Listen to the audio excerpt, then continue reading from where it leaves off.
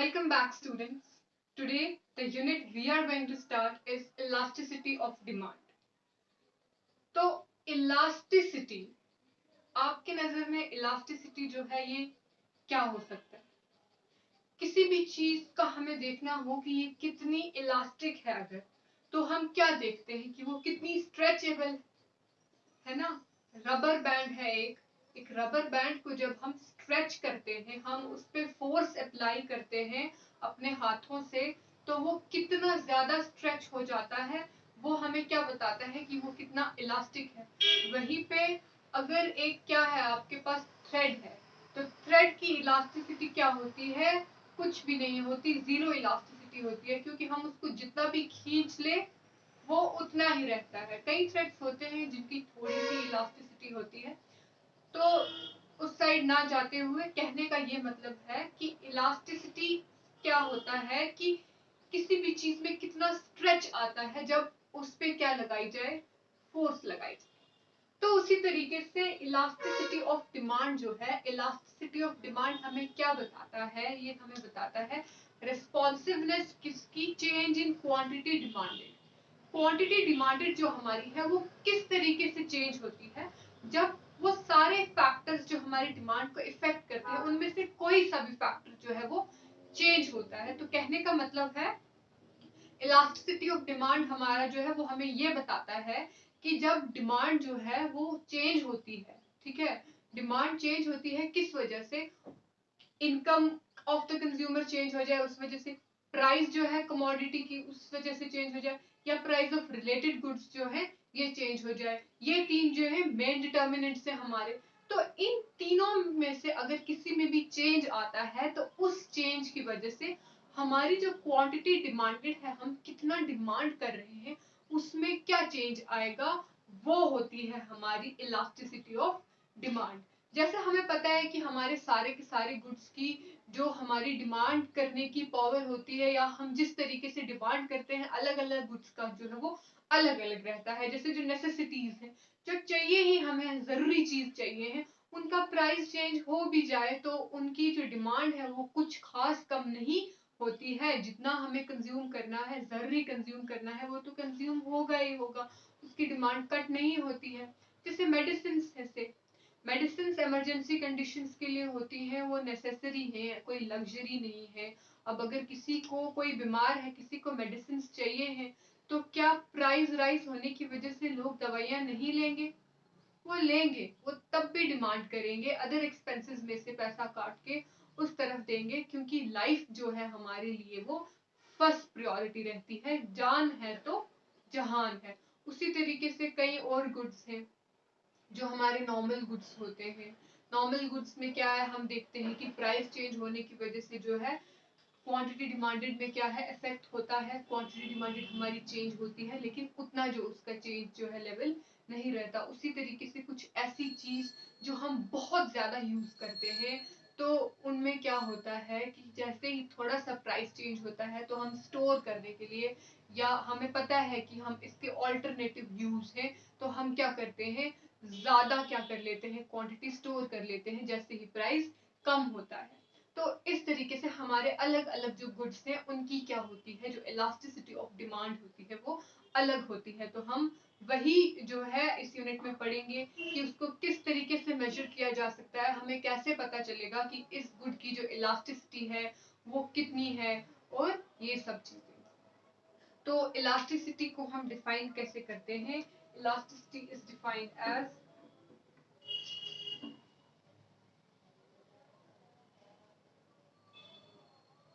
Elasticity. Elasticity क्या होता है? It is responsiveness of responsiveness of change in quantity demanded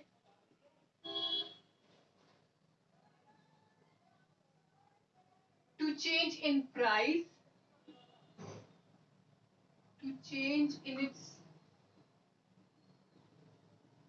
price, price of related goods,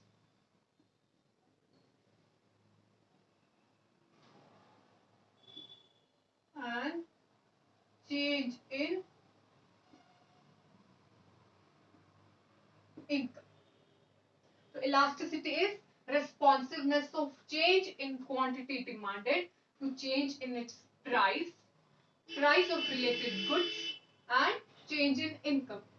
इन तीनों factors में change होने की वजह से क्वांटिटी डिमांडेड जो है किस तरीके से रेस्पॉन्ड करेगी, इंक्रीज होगी या डिक्रीज होगी, कितना इंक्रीज होगी और कितना डिक्रीज होगी, ये हमें क्या बताता है, इलास्टिसिटी जो है हमारी ये हमें ये बताती है।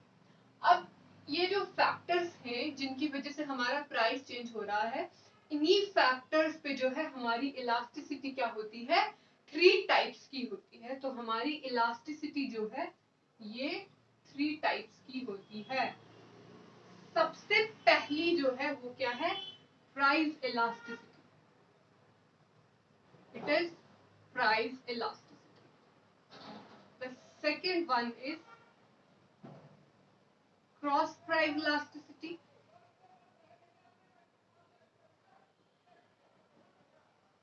And the third and the last one is income elasticity.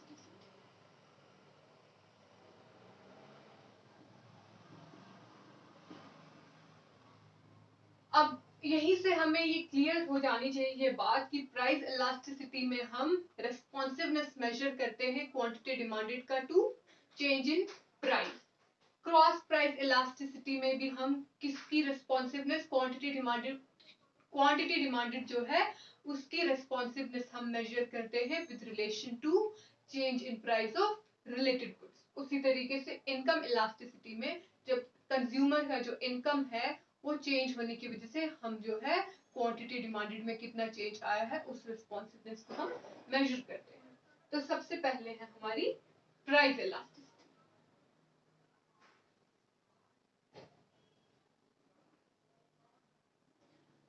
Price elasticity of demand is a measurement of percentage change in demand due to percentage change in own price of the commodity।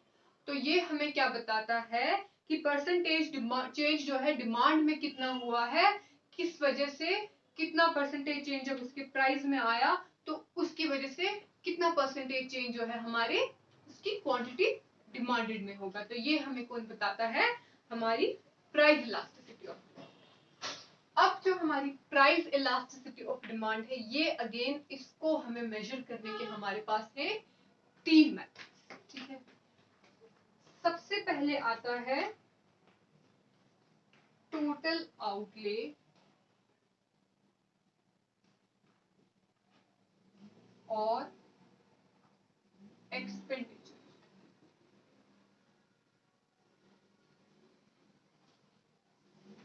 के बाद आता है proportionate method and then geometric. ये 3 method से हमारे price elasticity को calculate करें। तो सबसे पहले है हमारा टोटल आउटले और एक्सपेंडिचर मेथड। तो एक्सपेंडिचर मेथड में हम सिंपली क्या करते हैं कि हम एक्सपेंडिचर को एनालाइज करते हैं कि हमारा जो एक्सपेंडिचर है वो विद चेंज इन प्राइस जो है वो इंक्रीज हुआ है या डिक्रीज हुआ है या जो है वो सेम रहा है। तो उस बेसिस पे हमें क्या पता चलता है कि इलास्टिसिटी जो है वो क्या है और कितनी है। अच्छा, एक्सपेंडिचर जो है वो हमारा क्या होता है, एक्सपेंडिचर होता है प्राइस इनटू क्वांटिटी, है ना। हम किसी भी चीज पे अगर एक्सपेंडिचर कर रहे हैं तो अगर हम 1 यूनिट खरीद रहे हैं, ठीक है, हमें कैसे पता चलेगा कि उसका एक्सपेंडिचर कितना हुआ, उसके प्राइस से, है ना। हमने अगर ये मार्कर खरीदा है तो इस पे हमारा एक्सपेंडिचर जो है वो कितना हुआ, 25 रुपीज हुआ। दैट इज 25 इंटू 1, क्योंकि एक ही है। अगर हम ये 2 मार्कर्स लेते, हमें 2 मार्कर्स का एक्सपेंडिचर निकालना होता तो हम सिंपली 25 इंटू 2 करते, क्योंकि 2 मार्कर्स थे। तो एक्सपेंडिचर जो हमारा होता है वो प्राइस इंटू क्वांटिटी होता है। तो टोटल आउटले या एक्सपेंडिचर मेथड में हम सिंपली जो है अपने एक्सपेंडिचर को जो है एनालाइज करते हैं और फिर उसी से जो है हम देखते हैं कि हमारी जो इलास्टिसिटी है वो यूनिटरी इलास्टिक है या फिर वो मोर इलास्टिक है या फिर वो लेस इलास्टिक है, इन इलास्टिक है या क्या है। ठीक है, तो इसको देख लेते हैं हम एक एग्जांपल से, क्योंकि इलास्टिसिटी ऑफ डिमांड से जो है हमारे एग्जाम्स में जो है न्यूमेरिकल्स भी आते हैं, तो न्यूमेरिकल्स के हवाले से आपका ये यूनिट जो है वो बहुत इम्पोर्टेंट है। इस यूनिट से नेशनल इनकम से और जो है काफ़ी न्यूमेरिकल्स आ जाते हैं। इसको भी मैं फिलहाल मिटा दे रही हूँ।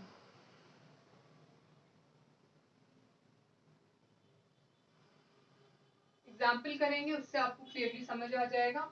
ये है एक टेबल जहां पे हमारे पास है 3 सिचुएशन। इस टेबल से हम समझेंगे कि जो हमारा एक्सपेंडिचर मेथड है उससे हम जो है प्राइस इलास्टिसिटी कैसे निकाल सकते हैं। 3 अलग अलग सिचुएशन है, तीनों सिचुएशन में हमारा जो प्राइस है और चेंज इन प्राइस क्या है वो सेम है। हमने सिर्फ और सिर्फ ये देखना है कि एक्सपेंडिचर में जो है किस तरीके का चेंज आ रहा है और उसी एक्सपेंडिचर में चेंज जो है उसको एनालाइज करके हमने ये जो रिजल्ट देखना है कि हमारी जो इलास्टिसिटी है वो कितनी होगी। अच्छा, एक इंपॉर्टेंट बात क्या है कि जो हमारा एक्सपेंडिचर मेथड होता है इसमें हम एग्जैक्टली नहीं बता सकते हैं कि हमारी इलास्टिसिटी कितनी है। इसमें जस्ट हम एक मेजर बता सकते हैं, एक लिमिट बता सकते हैं कि हमारी इलास्टिसिटी यूनिटरी है या फिर वो मोर देन 1 है या फिर वो लेस देन 1 है। एग्जैक्ट जो है हम यूनिट नहीं बता सकते हैं। जो अदर मेथड्स हैं जैसे प्रोपोर्शनेट मेथड जो है उसमें हम देखेंगे कि हम एग्जैक्ट यूनिट जो है वो इलास्टिसिटी की मेजर कर सकते हैं। चलते हैं हम अपने टेबल पे।